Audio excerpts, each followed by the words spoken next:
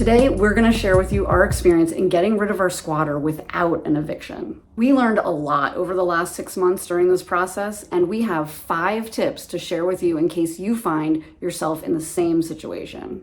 Oh, and why do I have this mask on, and why am I standing in this really dingy apartment? Well, we're finally in the unit, cleaning up the mess that the squatter left behind. But more about that at the end of the video. First, let's go back to March of this year where our story begins. So last night I got a call from one of the tenants in the building on the first floor, letting me know that the tenant on the second floor above her passed away. Totally unexpected. Yeah. And, it happened in the apartment. Yeah, the police were there and the medical examiner and so on. So, so now going forward, we need to work with the family, see who the executor of the estate is. So we're just going to make sure, again, we do things properly, respectfully, and follow everything the way we should. We've reached out to the family. There was no will. That could really complicate things and drag it out for us, which is not good. We also got contacted by one of the family members, the tenant's son. Dun, dun, dun. Asking us to take over the lease, and just in such terrible shape. We can't do that.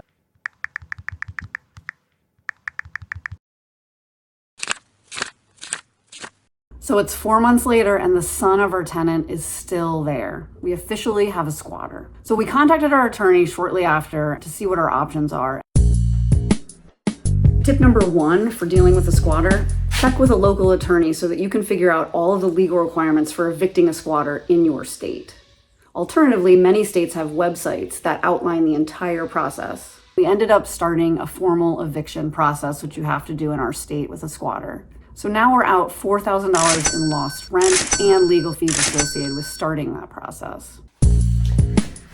Tip number 2 for dealing with a squatter, make sure you make it very clear to them that they are not a tenant and that they never have been a tenant, and preferably get it in writing, either in a text exchange, if you're in communication with them, or posting it to their door or even handing it to them in person. We have a court date scheduled a month from now, and that's only the first tier mediation. So if we don't agree during mediation, we have to go to trial after that. And after we go to trial, assuming that we're successful, we have to pay for a sheriff to escort him off the premises, a moving company to move all of the belongings into a storage unit, and then pay for at least 1 month of storage. So we would like to avoid this entire process and offer him enough cash to get him to leave.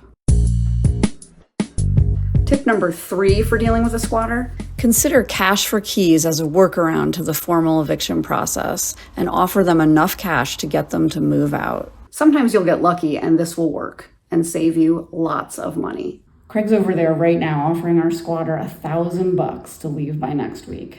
I hope it works. So what did he say?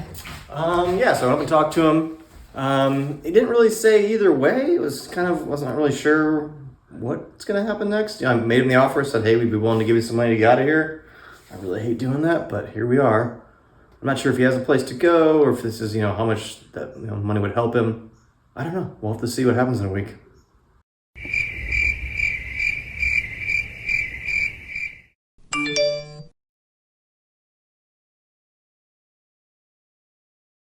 Great news, the squatter wants the money. A week from now, we are going to meet him, give him the cash, and he's going to give us the keys. Cash for keys doesn't work very often because generally the problem is they don't have any place to go unless you offer an exorbitant amount of money to get them into a new place, or even sometimes coordinate with a new landlord, which I don't know why you would ever do that, but the circumstances lined up. And we were able to solve this without going through the eviction. So we saved a bunch of money on that side, but we have lost 5 months of rent. So we're up to about $5,000 out of pocket.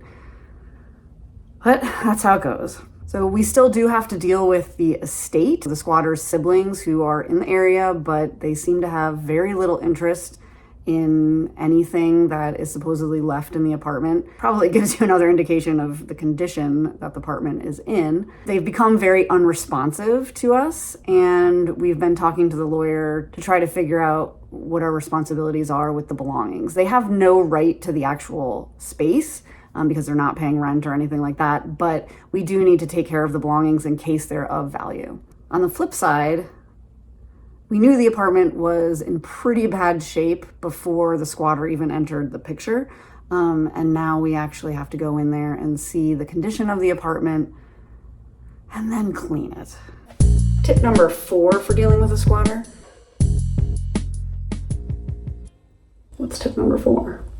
If you're successful in getting them to leave, have a written document prepared for them to sign at the time of cash exchange. The document we used stated that they had removed all personal belongings from the unit, that they had returned X number of keys, and that they had no further interest, right, or claim to the property.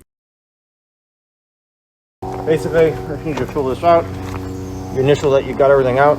You returned 2 keys. You're done with the property. If you have a forwarding address, you sign and date that, and then you have the envelope, Laura? Yeah. That's some cash for you. And then we're done. Tip number 5 for dealing with a squatter. Make sure you change the locks as soon as possible after you've given them the cash and they've given you the keys. We arranged to meet our squatter in the morning on move-out day. And then we hung around the property for a couple hours until the locksmith could arrive, just to make sure the squatter didn't return and try to re-enter the unit. All right, going in.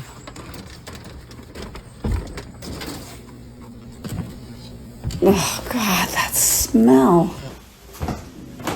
Oh. Oh my God.